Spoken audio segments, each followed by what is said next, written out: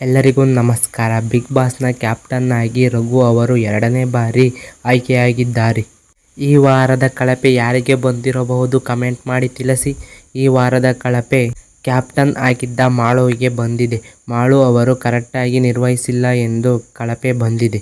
Big ಬಾಸ್ನಲ್ಲಿ ಕಾವ್ಯ ಮತ್ತು ಗಿಲ್ಲಿ ಜೋಡಿಗಿಂತ ರಘು ಗಿಲ್ಲಿ ಜೋಡಿ ಸಖತ್ತಾಗಿ ಕಾಣುತ್ತಿದೆ. ಯಾಕೆಂದರೆ ಕಾಮಿಡಿ ಹಾಗೇ ಇದೆ. ಯಾಕೆಂದರೆ ಮೋಟ್ಲು ಪತ್ಲು ಥರ ಇವರ ಕಾಮಿಡಿ ಸಖತ್ತಾಗಿ ಮೂಡಿ ಬರುತ್ತಿದೆ. ಎಲ್ಲರೂ ಕರ್ನಾಟಕದ ಜನತೆ ಖುಷಿಪಡುತ್ತಿದ್ದಾರೆ ಕಾಮಿಡಿಯ ನೋಡಿ. ಹಾಗೂ ರಘು ಅವರ ತಾಳ್ಮೆಗೆ ನಾವು ಚಪ್ಪಾಳೆ ಹೊಡೆಯಲೇಬೇಕು.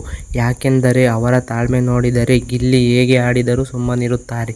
ಅವರು ತಾಳ್ಮೆಯನ್ನು ಎಲ್ಲೂ ಕಳೆದುಕೊಳ್ಳದೆ ಆಟವಾಡುತ್ತಿದ್ದಾರೆ. ಗಿಲ್ಲಿಯೂ ಹಾಗೆ ಒಳ್ಳೆ ಕಾಮಿಡಿ ಕೊಡುತ್ತಿದ್ದಾರೆ, ಎಂಟರ್ಟೈನ್ಮೆಂಟ್ ಕೊಡುತ್ತಿದ್ದಾರೆ. ಗಿಲ್ಲಿ ಅವರು ಒಳ್ಳೆ ಆಟವಾಡುತ್ತಿದ್ದಾರೆ. ರಘು ಅವರು ಸಖತ್ತಾಗಿ ಆಡುತ್ತಿದ್ದಾರೆ. ಈಗ ಬಿಗ್ ಬಾಸ್ನಲ್ಲಿ ಎಂಟರ್ಟೈನ್ಮೆಂಟ್ ಎಂದರೆ ರಘು ಮತ್ತು ಗಿಲ್ಲಿಯವರೇ ಮಾತ್ರ. ಯಾಕೆಂದರೆ ರಘು ಅವರು ಕಾಮಿಡಿ, ಟಾಸ್ಕ್ ಎಲ್ಲದರಲ್ಲೂ ಮುಂದಿದ್ದಾರೆ. ಗಿಲ್ಲಿಯನ್ನು ಬಿಡುತ್ತಿದ್ದಾರೆ. ಇನ್ನು ಗಿಲ್ಲಿಯ ಬಗ್ಗೆ ಮಾತನಾಡುವ ಹಾಗೆ ಇಲ್ಲ ಬಿಡಿ, ಅವರು ಟಾಪ್ನಲ್ಲಿ ಇದ್ದಾರೆ.